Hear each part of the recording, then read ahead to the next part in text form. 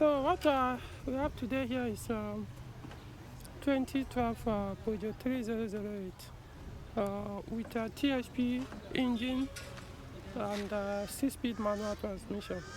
So the first work we've done so far was to reverse the fan from the bypass connection to factory connection. So I'm mounting everything back. But the owner explained that the reason why they did that initial bypass was he observed that sometimes when you switch off the vehicle after driving for a while, the cooling system fan will start spinning at high speed even when the engine is off. So, which obviously will always lead to the draining of the battery.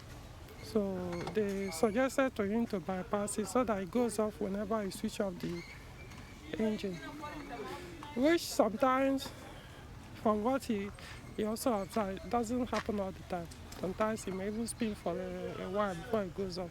So we'll reverse it anyway. So what I want to do now is to find out what caused the initial error that was triggering the fan or was making the fan not to go off with the engine.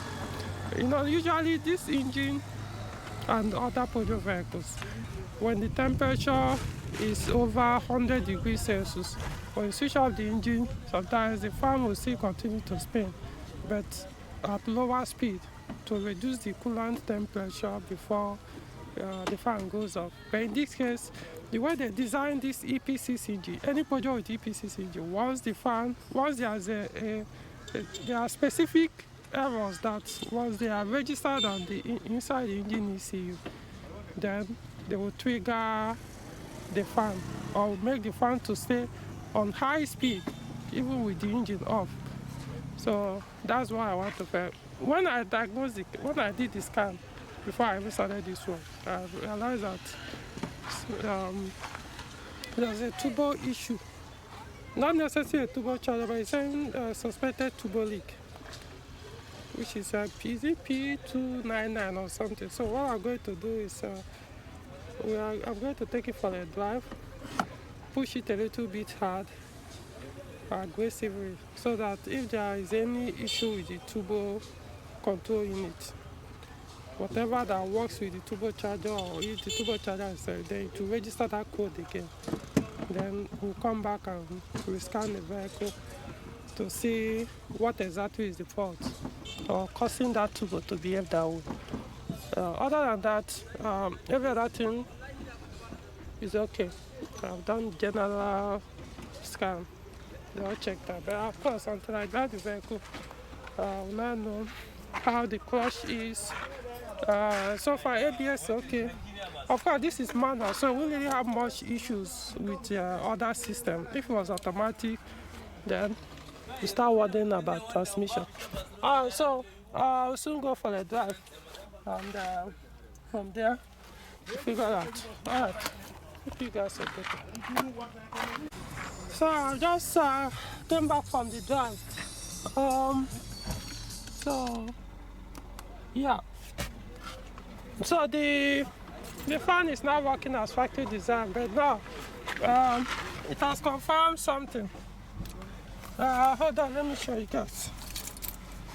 There's a leakage which caused the initial. Let me show you the scan report, the second report. After I scanned it, when I came back from the drive, look at it here. Look at it. P2279, turbocharging circuit, suspected leakage. Hold on, let me zoom it a little. You can see it here. Permanent fault, turbocharging circuit, suspected leak. So P2279. Let me show you guys. Now how do you start find out whether there's a leakage from the cylinder head? You hear it now. Now see the engine is running. So let me switch out the engine.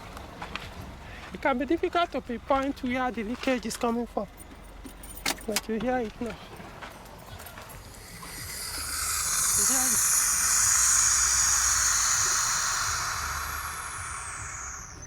Got it. So, I think the cylinder head cover is the culprit. Once you start leaking from it like this, to be honest, sometimes it might be easier to just replace this cover, this entire cover. That's the only thing I can think of.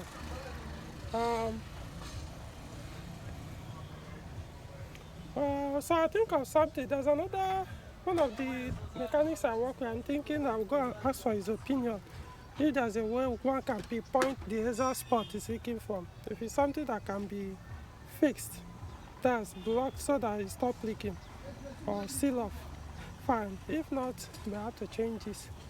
Other things I observed while I was on expressway.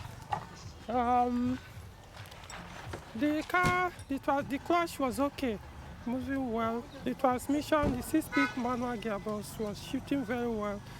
But then once I start pushing it very hard, the power doesn't come up as it should. So it could be as a result of this, but I don't think it's only this. I'm also suspecting the spark plug or catalyst or fuel injectors. Either the spark plug, because the owner said the car has been with him now for about a year. Is it a year or 2 years now? Yet the spark plugs have not been replaced, so I assume they are already weak.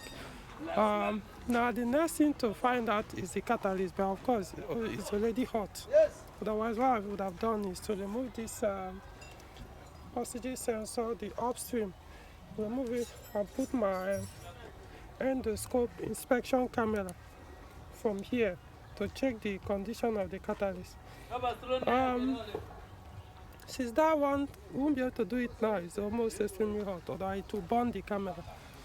So spark plug could be weak, engine is hot also. I won't touch it now, but I expect it to be weak for how many years now, so it should be weak by now. And fuel injectors. One thing I know about this fuel injector, once they are partially blocked, it will also affect the power. So yes, I know there's a leakage here that is affecting the turbocharger, the vacuum leak. I don't think that vacuum leak should be the main reason why the power did not come up fully, the engine power. So that's where we are now. Then of course the suspension, the car was a little bit dancing around on the road, kind of bouncy. So I'm suspecting the shock absorber is weak, because whenever I press my brake pedal, the way the front tilts down, especially this side, so suggests something might be wrong with the suspension component this side. But usually in this case, you check the entire tool in the front. So, alright, so we'll see.